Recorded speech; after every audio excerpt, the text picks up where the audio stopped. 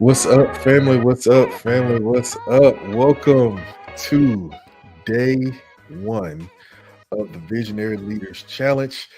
I'm so excited that you're here. I'm excited to jump in.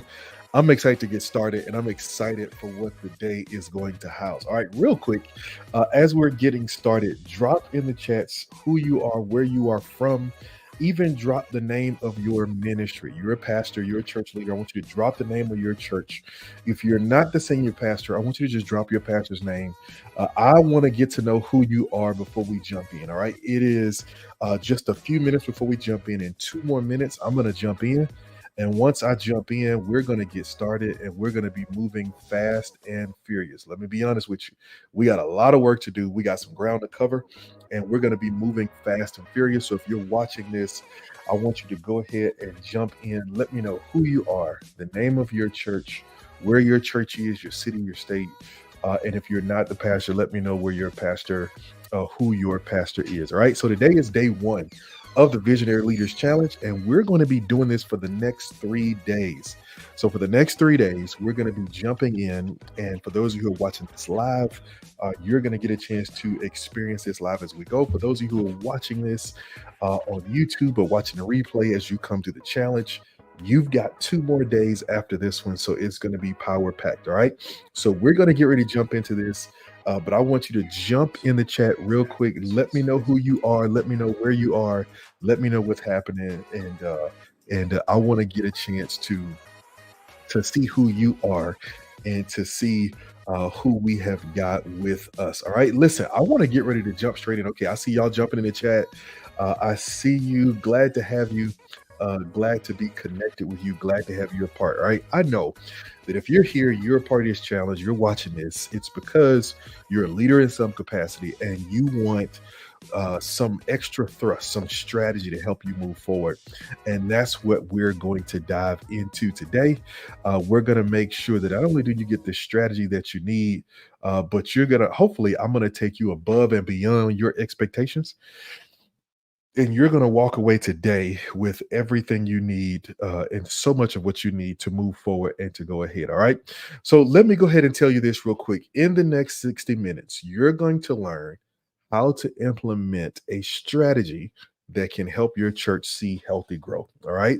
For those of you who don't know me, when I describe healthy growth, I'm talking about three things: spiritual growth in the people who are a part of your church, numerical growth in the people who are a part of your church, and financial growth for the church itself. That's how we describe growth. It is spiritual, it is numerical, it is financial. So when we talk about healthy growth, what we're praying for, what we're hoping for, what we're looking forward to is that as the church grows, you'll see three things. Number one, you'll see the people begin to grow. You'll see them begin to develop. You'll see them become real disciples and begin to do the things that disciples do. Number two, you'll begin to see numerical growth. You'll see new people coming into the family. Any church that is not growing by 10% every year is either stagnant or declining, because you will lose 10% of your congregation every year without fail. Some people because they leave, some people because they pass away, some people because they got married. And so just to stay even, you've got to add 10% every year. So we believe numerical growth is important. And then financial growth. Ministry takes money. And so we want to make sure that our churches have the resources we need to really be a blessing to people. So we can create resources so that we can do things, create programs and ministries, staff our churches in ways that we can better serve people. And in the next 60 minutes, I'm going to give you the strategies that you need to do just that. So here's what I need from you. I need you to put away all of your distractions, anything that could be a distraction, anything that could be getting in the way of what we're going to be talking about today. I need you to put it away. I need you to pull out a notebook. I need you to pull out something to take notes, because I'm going to walk through this. And I told you it's going to be fast and furious. So I need you to lock in. I need you to get ready. This is just day one. There are 2 more days coming, but this day is going to be full. And so I'm going to give you some stuff that's going to help you. And then I'm telling you right now, I'm going to give you a homework assignment. And when we come back tomorrow, I'm going to be asking you to share your homework assignment so that we can, I'm giving you some accountability to make sure that you're doing the things that we're talking about, that you're walking through these next steps. All right. So I want you to put away all the distractions. I want you to lock in and get ready for what we're about to do. All right. For those who haven't met me, my name is Henry Tobin. I'm the owner and founder of Simple Systems Consulting. And you can see a little bit about me. I am married to Latoya, my wife of 16 years. Together, we are the parents of four girls. We are both former athletes. I was a scholarship athlete at Grambling State University. I was a scholarship football player, and I am the founder of Simple Systems Consulting. I have spent more than 20 years in ministry leadership. I started as a huddle coach for FCA, and I started as a director of ministries. And I just really just moved on into church planting, being an executive pastor, a church revitalizer, all manner of things. And so my that's where my experience come from. And I'm currently a partner to more than 100 pastors, right? And I'm being a little bit modest there, to be honest with you. But I am partnered with several different pastors through our program, many of the different programs we offer, but also through some of our denominational partnerships. And so through all of those different partnerships, we get a chance to work very closely with pastors to help them really begin to install the systems that will help their churches see healthy growth. Right. So that's a little bit about me, but that's enough about me. Let's talk about this. Let's jump straight in because I want to give you what you came for. And I've only got 55 more minutes to give it to you. All right. So let's start here. I want you to understand something. Most church leaders focus on vision without focusing on strategy. This is one of the common mistakes that we see is that vision is important. Don't get me wrong. We need to have vision. You need to have a vision. You need to have a clear picture of where things are going. You need to have a clear picture of what's happening next. You need to have a clear picture of what you're expecting and what you're believing God for. You need to have all those things. You need to have them in pocket. You need to know where you're going. But I want you to understand that vision is not the end all be all. It's not just vision that you need, but it's also strategy. You don't just need a vision, you need a strategy. Why is it that you don't just need a vision or you need a strategy? It's because vision describes where we are going, but strategy describes how we will get there. Vision describes where we're going, but strategy describes how we're going to get there. And that's one of the things you need is that you need the ability to say, here's where we're going. Here is the direction we're moving in. Here is what the future looks like, right? That's what vision does. Vision says, man, when we get to the other side, here's how we're going to know we're there. Here's what we're going to see when we get over there. When we get to the other side, we're going to be a 100% tithing church. When we get to the other side, we're going to have 80% of our congregation connected in small groups in some kind of community. When we get to the other side, we're going to be doing a weekly food distribution and we're going to become a source of life to our community. When we get to the other side, we're going to be providing after school care so that the test scores in our local elementary school are going to be raised because we're going to be teaching the kids. We're going to see more of our children go to college because we're going to do ACT prep year round. All those different things are a part of vision, right? And when you're describing vision, you're laying out what it's going to look like when we get to where we're going. You're describing what we're going to see when we get to the other side. And that's what you want to have. You want to have a vision that says this is what we're going to see, right? But here's the other part. You and your team need a strategy. You need a strategy. You need a strategy. And the strategy is going to help you get to the other side. When I have a vision is like if I was planning a family vacation, the vision would be, hey, we're going to go and spend the next 7 days on the beach in Panama City Beach, Florida. We're going to Panama City Beach, Florida. We're going to spend the next 7 days in a condo right on the water, and we're going to just spend 7 days just kind of relaxing and chilling on the beach. That's a vision. The strategy is, all right, we're going to rent a van and we're gonna take that van and that's how we're gonna get there. We're gonna book the place on Airbnb. So that's how we're gonna be assured that we have a place to stay and we can see it and look at it before we get there. We're gonna make sure that the house or the condo we rent has a kitchen so we can cook meals, save a little bit of money, but we'll eat dinner out every day, but we'll do breakfast and lunch there in the room, and we'll just go sit on the water and we'll do an activity at night. That's strategy. Vision is where we're going, but strategy is how we get there. All right. Come on. Somebody take a moment. Put strategy in the comments if you agree with what I'm saying right now. Put strategy in the comments. Just drop it right there in the chat. Put strategy, strategy, strategy. Because not only do you need a strategy, but your team needs a strategy. One of the big disconnects between many church leaders and their teams is strategy. And I'm going to talk about this in a moment. But strategy, if strategy says to your team, here is how we're going to accomplish it. When you give your team a vision and you stop, this is one of the reasons that many of them don't get as excited as you get. This is one of the reasons that it kind of fizzles out before it ever really gets started, is because they need strategy. Truth be told, many times vision is given to a visionary. Vision is given to a visionary, but it needs to be fulfilled by a team. I like the way Dr. Miles Monroe said it. He said, vision is given to a person, but it's fulfilled by people. And in order for your vision to go from being this abstract idea to becoming something that can be implemented, it's got to be translated to the people. It's got to be translated to the team. And so a vision describes where we're going, but the strategy describes how we're going to get there. All right. It describes how we're going to get there. Let's keep going. All right. So here's what I want you to do. I want you to imagine for a moment what your life and ministry will be like once you have a strategy that matches your vision. Right. Once you have a strategy that matches your vision. All right. Do me a favor. I want you to put in the chat one thing you want to accomplish in 2024. One major thing you want to see accomplished in 2024. All right.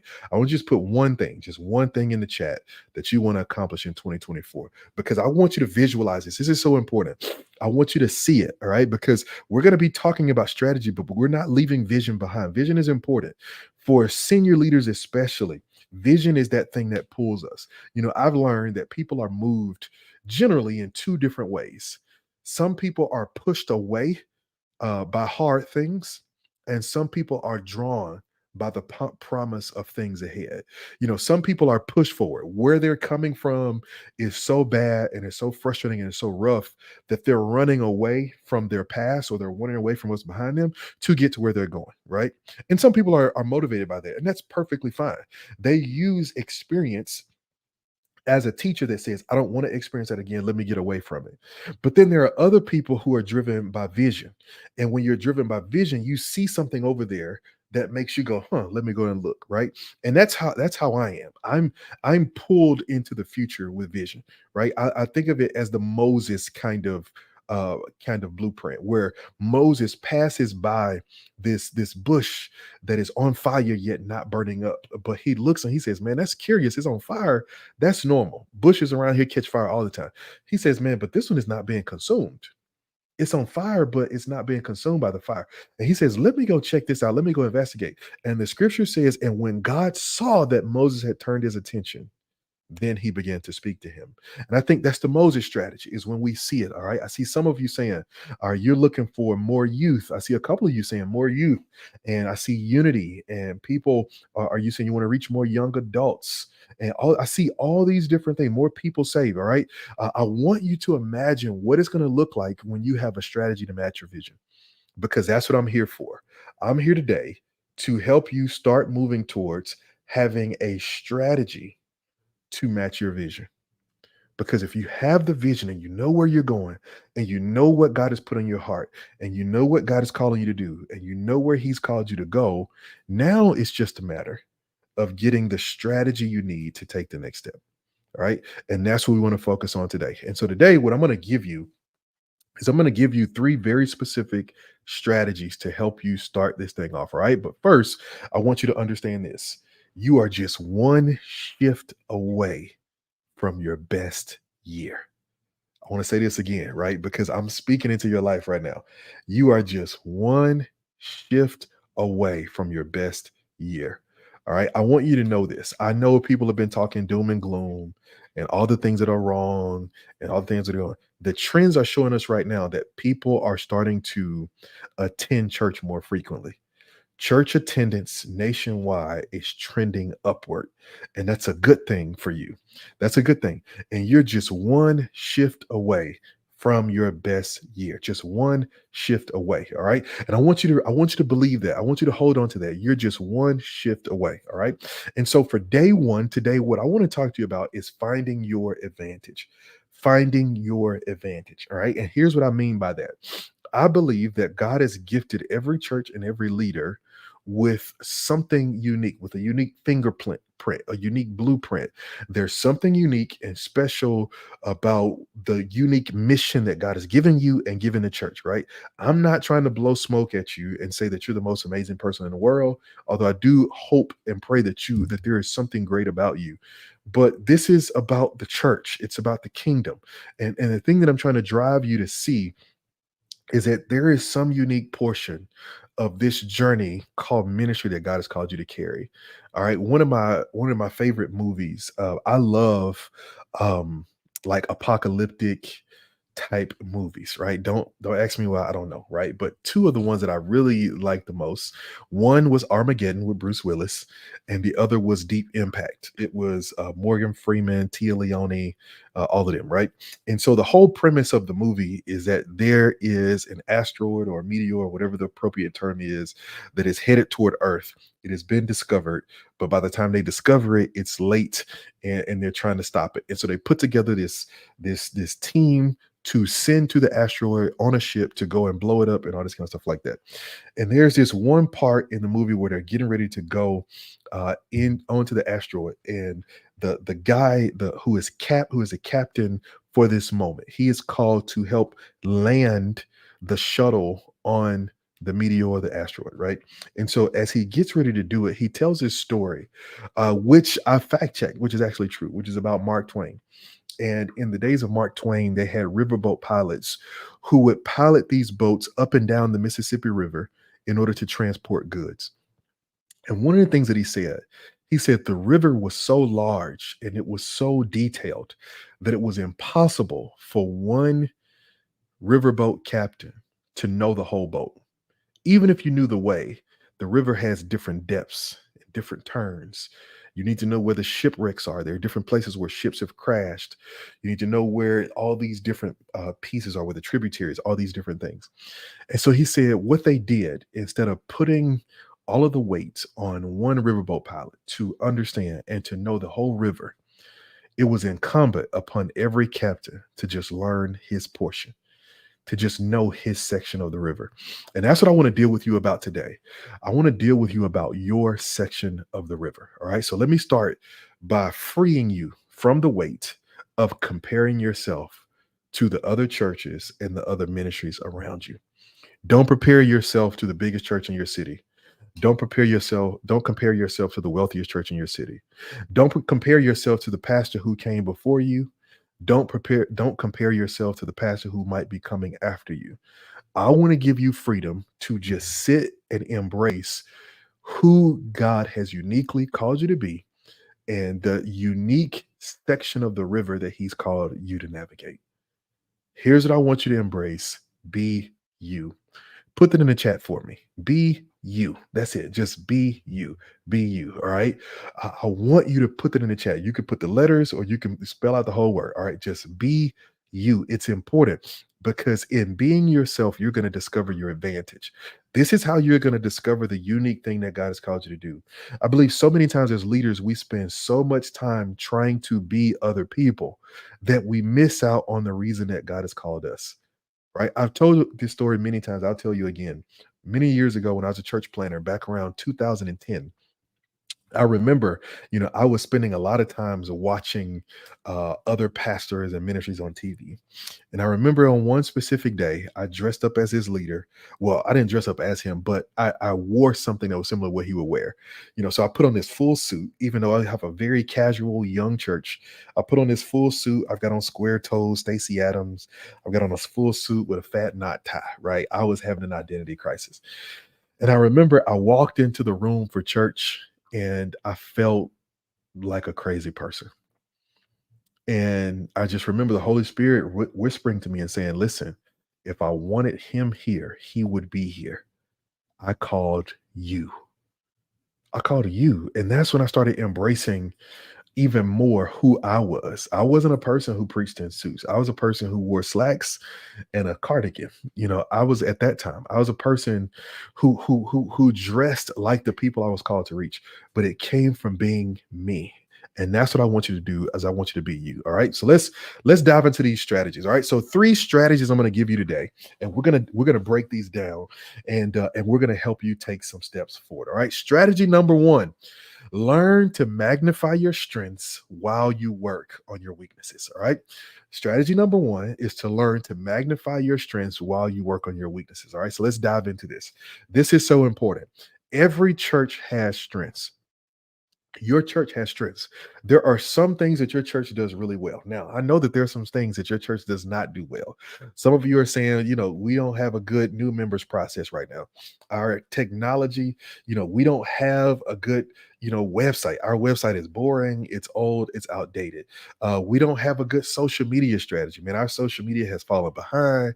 We're not really posting anything. We're just using it like an announcement board right now, right? Like, I know there are a lot of things that you don't do well, and we'll come to that in a minute, right? But start with, what do you do well? What are the strengths of your church? All right. Maybe your church is strong because you have an amazing choir or music department.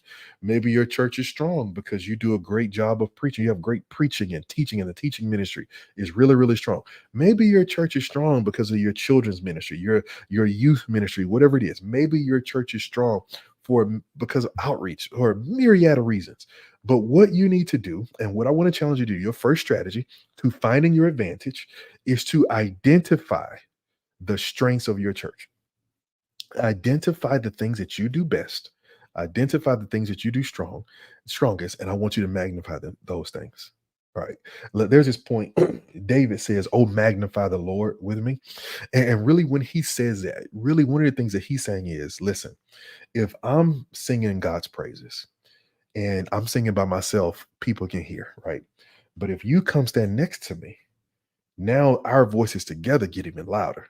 Now we mess around and get 50 of us together, it's going to get even louder, right? And so what he's saying is, let's take this same God, this same Adonai, this same Jehovah, this same God, and let's all sing his praise. Because what's going to happen is, when we get together, 1 plus 1 doesn't equal 2. He says it equals 3. It keeps expanding us. It keeps going further. He says, so what we're doing is that we're making this one thing bigger. That's what magnify is. Magnify is to take something that is small, but to shine and to put so much focus on it that people can see it in greater detail. That we want to make it bigger in the eyes of those who see it. And so that's what you want to do, is that you want to identify the strengths of your church and you want to really magnify them. All right. Let me give you an example. We're gonna dive into this a little bit. So maybe, let's say, for example, your one of the strengths of your church is the fact that people really like each other, right? The people who are there, they really like each other. Doesn't matter how many you got. Doesn't matter if it's 10 of them, it's 15 of them, it's 50 of them. They really like each other. Well, one of the ways that you magnify that is every Sunday before service, when people are standing around talking, and after service when people are standing around talking, you've got somebody capturing pictures and videos. And so maybe on social media, you don't need to live stream your whole service because maybe your technology isn't there yet. You don't need to live stream the singing, maybe not even live stream the sermon. That's okay. But what you could do is capture pictures and videos of people loving on each other and share that on social media every week, and attach in the caption some kind of story of how people were there for each other this week. Hey, as a church, we've been praying for Sister Lucy as she goes through this, but it was a beautiful sight to see that the women's ministry banded together to provide a take me a meal for Sister Lucy. We are family, right? That's magnifying your strengths, right? And I really want you to get this. And here's why I want you to get this, because your church might just be one step away from a major breakthrough, just one step away, just telling the right story. That's a huge part of what you've got to do as a church, is that you've got to tell the right story. 70% of people are going to visit you online before they visit you in person.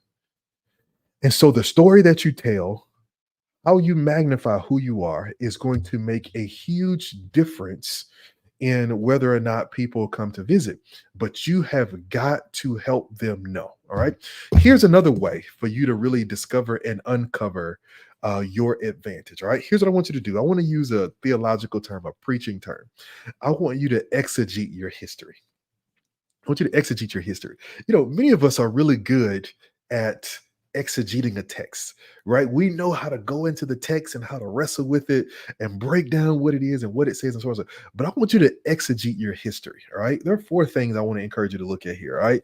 Number one, I want you to look at your history and ask yourself, over our history, what have been some of the strongest ministries that our church has ever had? What are some of the strongest ministries that our church has ever had?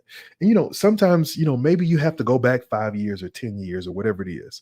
But I'm trying to help you understand the heartbeat of your church and of your ministry because I want you to find your advantage. What are some of the strongest ministries that you've had in your history? All right. Number two, what are some of the strongest programs that you've had in your history? Maybe it wasn't a ministry, but maybe you've had programs that you picked up from time to time, right? What are some of the strongest programs that you've had, right? I want you to think about events. What are some of the strongest events you've had in your history? What are some of the most well attended events? Is there an event that at some point your church used to be known for this event? I know when I was growing up, there were certain churches that were known for certain things. There were certain churches that were known for amazing Christmas programs and Christmas productions. They were known for amazing Easter or amazing Thanksgiving or 4th of July or, their revival or whatever it is. What were some of the events that you're known for? But then also, what are some of the strongest partnerships in the history of your church? Did your church once have a partnership with another ministry or with another organization that was really, really strong? And I want you to just exegete your history, look at your history, and ask yourself, what are some of the things that worked for us in the past? Because really, what I'm trying to help you figure out is, are there some areas and some ministries or some things that God has breathed on in your church in the past? He used it to cultivate the heartbeat of the church. What are those things? Where are they? And how can you reconnect with them? All right. So I want you to exegete your history and figure out, what are those things that in the past have made a difference in your church or ministry. All right. And so here's another question that you want to ask. What does your church do well? Right? Simple. What does your church do well? Right? I want you to think about that, because your church does something well and you need to tell the story. I believe many of you have been held up because you're waiting to fix your weaknesses before you really start telling the story of your strengths. And I'm going to go ahead and tell you, your weaknesses will never completely disappear. I don't care if you build a church to 1,000 people and it's absolutely amazing. Some people will say that your weakness is, well, I can't get to the pastor like I used to. You'll always have weaknesses. It won't ever go away. And so what you've got to do is that you just got to go ahead and embrace that people will sometimes perceive weaknesses, but you can go ahead and start elevating your strengths by focusing on who God has called you to be and what God has called you to do. All right. So you've got to begin to exegete yourself. All right. So real quick, strategy number one, just gave it to you. All right. We're talking about leaning into your strengths, magnifying your strengths while you work on your weaknesses. All right. Somebody tell me one thing, just put in the chat one thing that you take away from strategy number one. I'm about to jump into strategy number two, but give me one thing that you take away from strategy number one, so that I can make sure you're grabbing this. I want to see that you're grabbing this. Share it in the chat. One thing you take away from strategy number one, that was a blessing to you, that you're going to go and take and that you can start to wrestle with, implement, put into practice, whatever it may be. One thing that you're taking away from strategy number one: magnify your strengths while you work on your weaknesses. All right. Magnify your strengths while you work on your weaknesses. All right. I want you to grab that. I want you to get that. Want to make sure that you're holding on to it. So, what's one takeaway? What is one thing that you take away to do it? All right, reinforcing your strengths. All right, don't be defeated by the negatives. I love that. That's good. All right, I want you to grab that. I want you to get this, and I want you to make sure you're writing this in your notes. All right, I asked you to make sure that you brought a notebook, notepad, something like that. All right, magnify what we do well, celebrate it, and continue to hone the areas where we can grow. Absolutely, that's it. All right, so I want you to get that. All right, so let's keep going. All right, truth strategy number two: find your ceiling and aggressively break through it. Oh my goodness. All right. Here we go. Now y'all get some insight into me and how I think. I can be an aggressive person sometimes. And so I want you to get this. Strategy matches the vision. Magnify what you do well. Don't allow what you can't do to affect what you can do. Come on, Miss Thelma. I like that. Go back over your history and what worked well. All of those things are great. All right. Here's strategy number two. You've got to find your ceiling and you've got to aggressively break through it. You have got to find your ceiling and you've got to aggressively break through it. All right. Let me dive into this. Here's what I'm saying here. You have got to find the thing that might be holding you back. Sometimes it's a mindset, sometimes it's a system, it can be whatever it is. I want you to, I just told you to start first, magnify your strengths. We do this well, go all in on that. All right, here's number two. You need to find one ceiling that is on your ministry, one blockage, one bottleneck, whatever phrase you want to use. Find one thing that is holding you back, and I want you to be as aggressive as possible in breaking through it. Here's what I've learned, and this is my experience. Some of you may have different experience, right?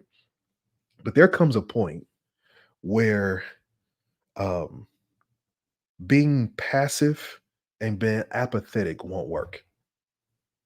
We're just going like, oh, okay, I see this problem, but you know what? It'll deal with itself. It won't work. That's how you do more damage. Sometimes it's possible for a person to be your ceiling. You've got a person who's leading a very important ministry in your church, could be in your music department, could be in your new members department, could be in discipleship, could be in children, could be in whatever. And they're your ceiling, not because they're bad people. Please understand this. None of this is personal, right? It's not because they're a bad person, but it's because they've got some things going on, either the way they're handling things, either the way they're dealing with people, that is causing issues. And if you sit back and say, well, I'm just going to keep praying for them and keep praying about it, and the Lord will work it out. The Lord might eventually work it out for you. He might not. I don't know. Because I believe sometimes that's what God calls leadership to do. He's going to work it out, but he's going to work it out through you. All right. But here's the problem with that. When you take a passive approach, what ends up happening is that you give the enemy more space to do damage. And so more people end up getting hurt. I'll never forget the first time I heard Pastor Ed Young said to me, he said, the right time to make a change with staff or with leaders is the first time you think about it. He says the first time it becomes clear that a change needs to happen, that's the time to do it. He says, because 9 times out of 10, things get worse on their own, not better. Right. And so, again, this is not just about people, but I want you to find your ceiling and I want you to be a great aggressive. Right. So, let me give you a story and let me give you a picture, an analogy that you'll all understand. All right. Have you ever been in a service and we started getting feedback on the stage? You get this feedback, or you start getting a rumble you start getting a rumble in the speakers. What's the first thing everybody does when we get a sound issue in church? We all turn around and look at the sound man, right? Like, we love to turn around and look at the sound guy, like, hey, what are you doing back there? Like, what's your problem back there? We don't say that, but that we communicated with a look, because we looking at him like he don't hear the same thing we hear. Like, he noticed the problem just like us, but we love to look at the sound man, right? We all turn around and look at, like, hey, get it together, brother. What you doing back there, right?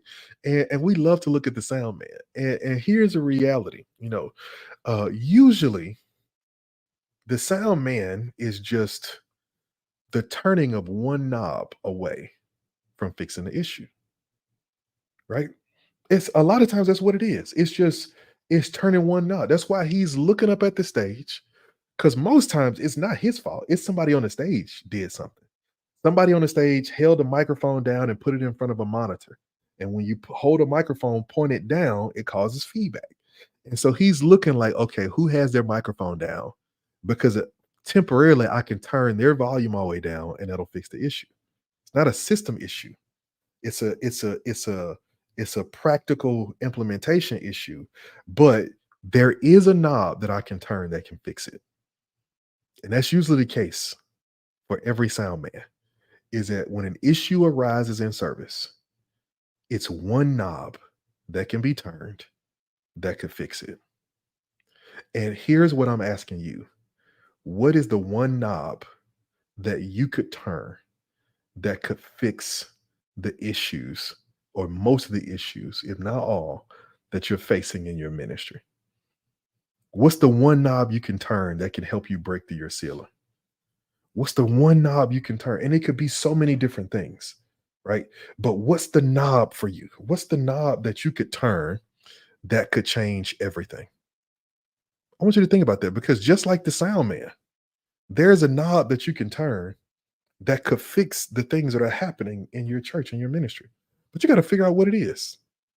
So that's what I'm asking you. I'm asking you, what's the knob? All right, let me give you a couple of options. Let me give you a couple of things to think about when you think about what's the one knob you can turn. What's the one knob? That's it, Pastor Mabry. One knob. What's the one knob that you could turn that could change everything? All right. Here are a couple of knobs I want you to think about. All right. Three knobs I want you to think about. And I give you these because these are the three foundational systems that we focus on in all of our programs. Number one, worship planning. Worship planning. All right. Worship planning might be the knob that you need to turn. Worship planning. Maybe your worship service is not as good as it could be because it's just not playing well. You know what I remember when I was a church planner, and this was before I became the Simple Systems guy. But this is how I became the Simple Systems guy. All right. Just to be very honest and short about it. Really, every system has a name or a situation attached to it. And systems get created when situations frustrate us enough that we say, I'm not coming back here again. That's where systems come from. Systems get created where you get tired of when you get tired of your microphone batteries dying. At least one microphone dies every Sunday. So in the middle of service, the sound guy got to run from the back to the front with batteries to replace the batteries and hand it back to you. Nah, we're not going to do that. So what we're going to do, we're going to put a system in where we're going to buy rechargeable batteries. Every Sunday before service, you're going to put the batteries in, take them off the charger, put them in the microphones. And every Sunday after, you're going to take them out and put them back on the charger until next week. Because we're not going to keep doing this back and forth. We're just not going to do it. Right. So that's why you create a system. And so I know the frustration of showing up to church on Sunday only to realize there was something we could have done, but we didn't do. Like, man, this would have been a great Sunday to do this. This would have been a great Sunday to do that. Man, I know we got communion this Sunday. Man, we could have done it this way. We could have done this, that. We always forgetting something. And so one of the things that we like to encourage you to focus on, one of the knobs I want you to turn is the worship planning knob. Is turn the knob of putting more effort into planning your worship service.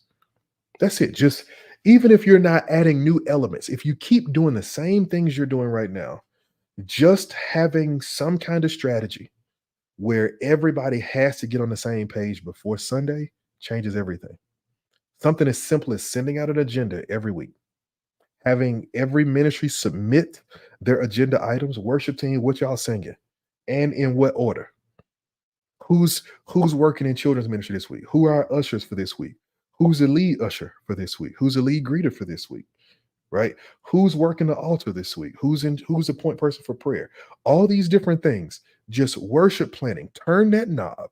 By turning that knob and saying, let's fine tune this a little bit, you can start to get rid of some of the feedback and some of the noise. Maybe for you, it's assimilation. All right. So If people either aren't coming to if they aren't if people aren't staying at church, if people aren't engaging in church, then the worship planning knob is one you need to consider. The second knob is the assimilation knob. And you need to turn the assimilation knob if people are coming to visit, but they're not coming back. Then that means you have an assimilation issue, right? It could be worship planning, but assimilation issue, right? And so assimilation is a process of how a first time guest becomes a fully engaged member, right? That's assimilation. Okay. And so with assimilation, really what you're saying is we need to turn this knob to make sure that we're doing a better job of welcoming, engaging, and following up with our first time guests. That's the assimilation knob, right? So that might be the knob you need to turn. If you see people, they keep coming, but that man, they don't come back. You need to turn that knob to make sure that people are having a good experience, right? That you're walking with them and making it clear what's next. All right. Number three, if you're not seeing new guests, or if you want to see more guests, then you need to turn the evangelism knob. That means that you need to fine tune your system for how you consistently invite more people to church so that you can consistently see more people show up. Right. I'm going to give you something that's real simple, but it's going to be real deep. Not because you don't know this, but because you probably haven't thought about it this way. You're not seeing consistent guests because they're not being invited. Like no farmer expects a consistent harvest unless they do consistent sowing. And if you don't have an intentional strategy to consistently invite new people, you're not going to see new guests.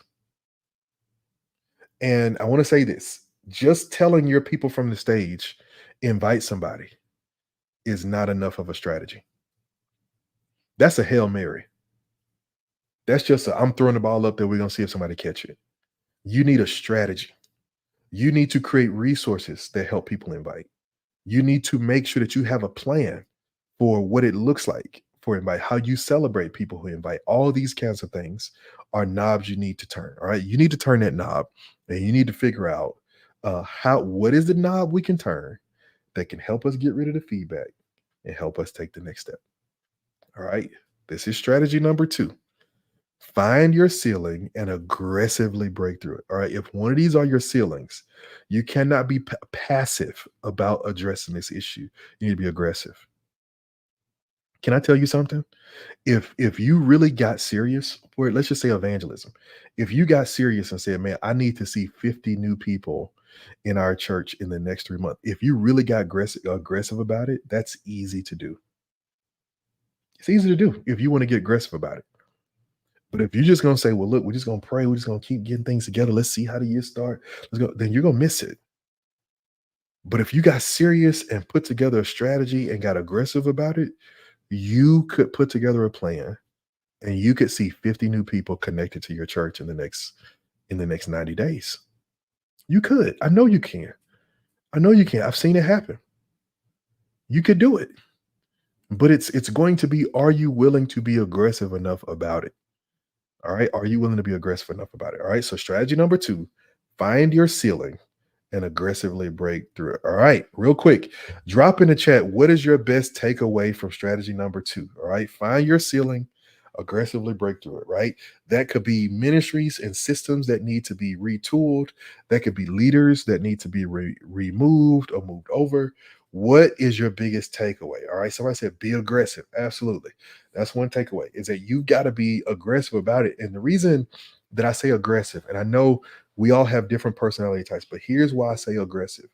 I say aggressive simply because it is easier for you to press through a challenge with intentionality, with aggression, with purpose. It is much easier for you to say, "Man, let's break through this thing and get to the other side of it," than to just simply sit there and wrestle with the same thing. I know some of you went through 2023 that you still looking at the same issues as you were looking at the beginning of 2023. I know that's the case for some of you. is that you got the same issue sitting in front of you that you had sitting in front of you at the beginning of the year. Well, this year can be different if you're willing to be aggressive. All right. Find what's wrong and be relentless about repair. That's it. Be relentless. Like, I'm not even playing with this thing. I'm serious. It's got to get done. Can't be passive. You got to turn that knob, right? You got to go for it. You got to go for it. That's super, super important. All right. Last one, last but not least. All right. Strategy number 3. This is important. I alluded to this at the beginning. I want to come back to it. You've got to give your team the resources to follow the strategy. Give your team the resources to follow the strategy. All right. Give your team the resources to follow the strategy. All right. I told you in the beginning, vision is great, but vision and strategy is better. And so now you need a strategy to come alongside your vision, but you need to resource your team for the strategy. I want to give you this. If you're taking notes, here's one thing I want you to get that you must have. All right. One of the most important things that you can do if you're trying to really lead aggressive change is to do the heavy thinking. Do the heavy thinking. You want to make it so that your team does not have to figure everything out. You want to make it so they don't have to figure everything out. And so what that means is you need to do the heavy thinking. One of the most important things you think you need as a leader is thinking time. You need time to get away and just think yourself clear, to think through all the different details of what you're asking people to do. Because if you don't, what's going to happen is you're going to go to your people with your vision. You're going to tell them what you want them to do. You're going to say, hey, I want you to be over this. I want you to do this. And here's what's going to happen. They're going to start asking questions. And the moment they start asking questions, they're going to be able to look at your face and tell, oh, you haven't thought about this. They're going to be able to look at your face and say, oh, he ain't thought that far yet. And if he ain't thought that far, like, what I'm supposed to do? All right. And so what you need as a leader is you need thinking time. You need time to wrestle through thinking through all these different things, because this is going to help you really get down into how people can help you. I'm telling you, when you get clear on what God's called you to build, you'll start to see the resources you need and the equipment you need start to show up. You don't know what equipment you need if you're not clear on the details of what you're building. If you building a shack in your backyard, a little storage closet in your backyard, you don't need a big cat and a dump truck and a crane to build that. You don't need all that. All you need is a couple of horses, some wood, and whatever else you're going to put inside. You can build that with some very small, simple pieces of equipment. But you at least need to know what you're building. You need to know its dimensions. You need to know all of that. Now, if you're going to build a skyscraper, we got to do some digging. We got to bring in some heavy equipment. And what you're building determines the equipment you need. And so you need to think clearly, Pastor, about what you're building so that you can recognize the equipment that God is sending you. You need to understand that.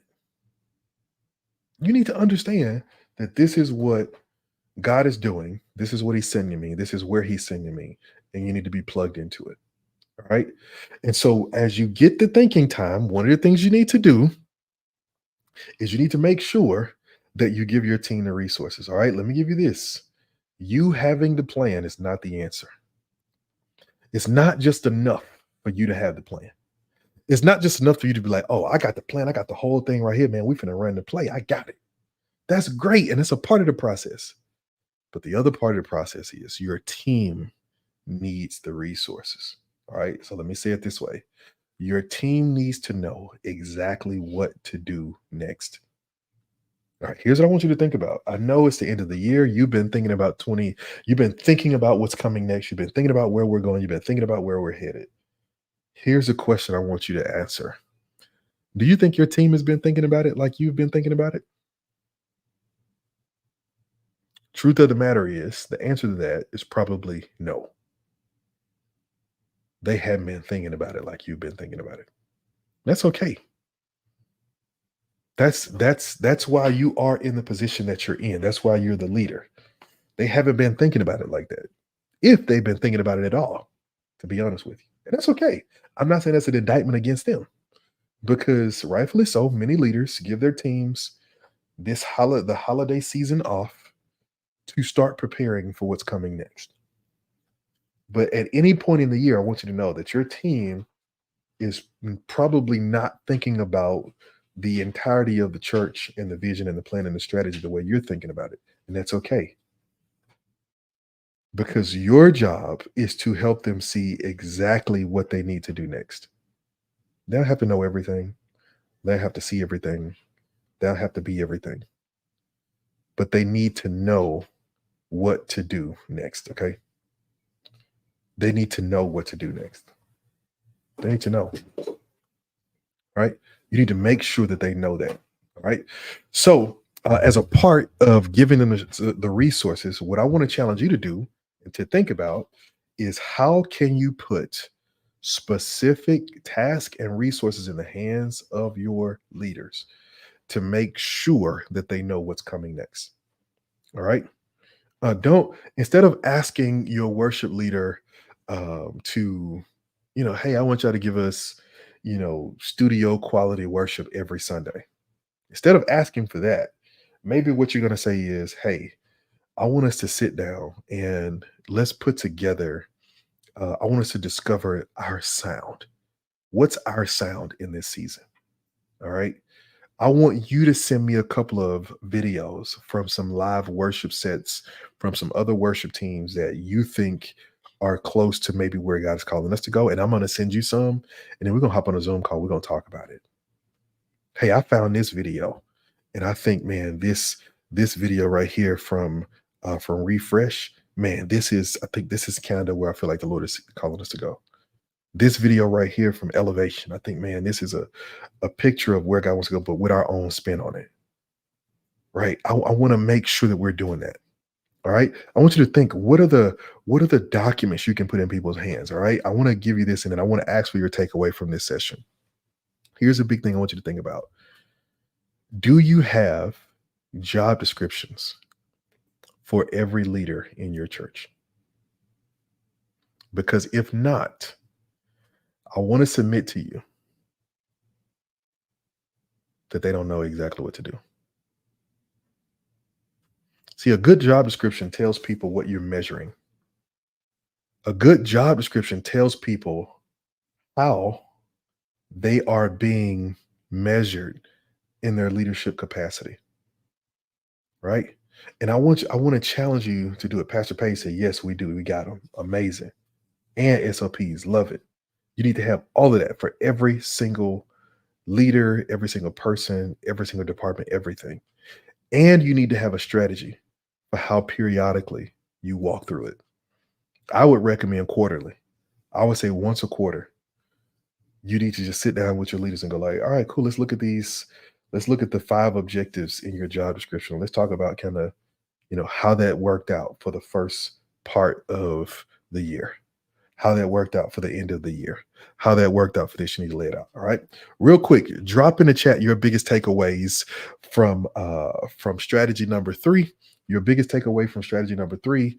We're talking about give your team to the resources to follow the strategy. Make sure that they're equipped.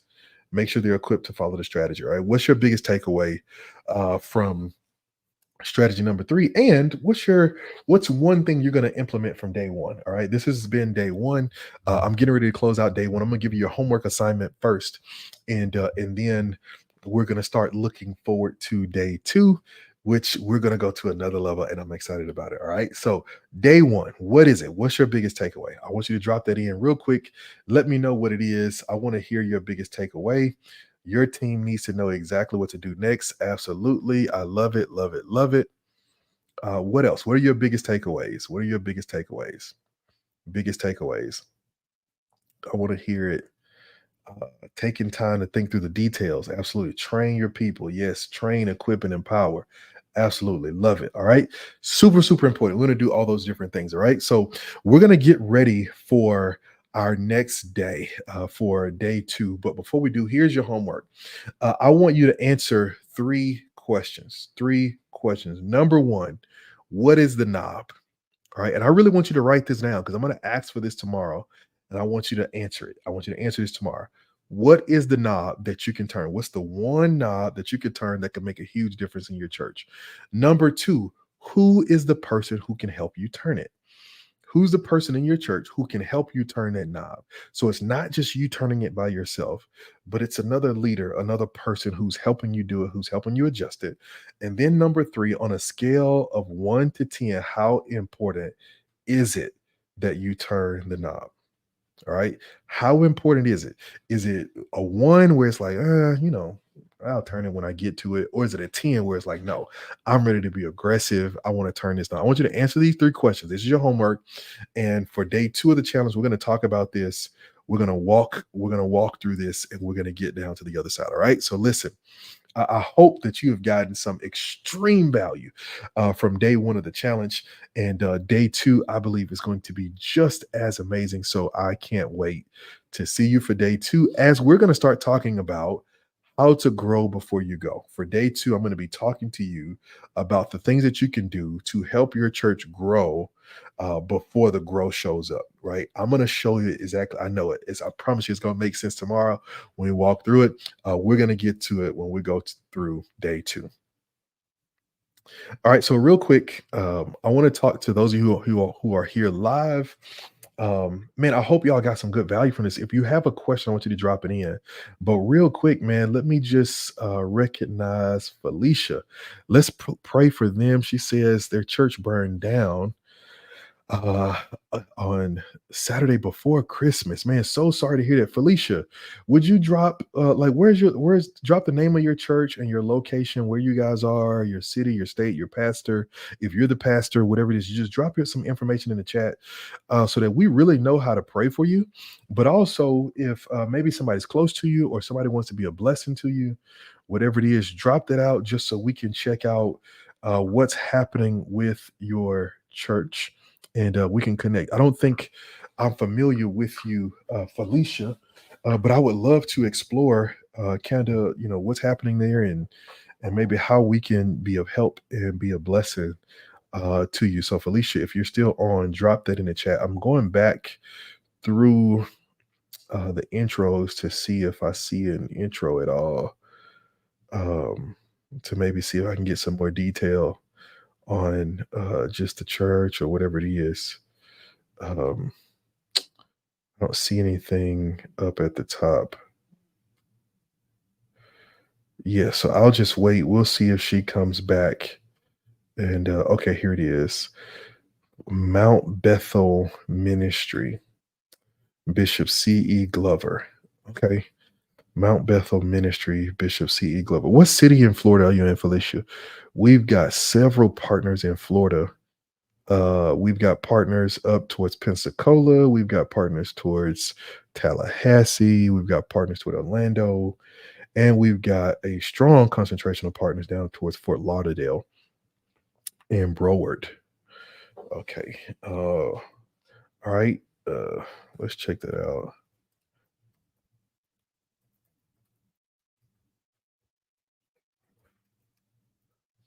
Hmm?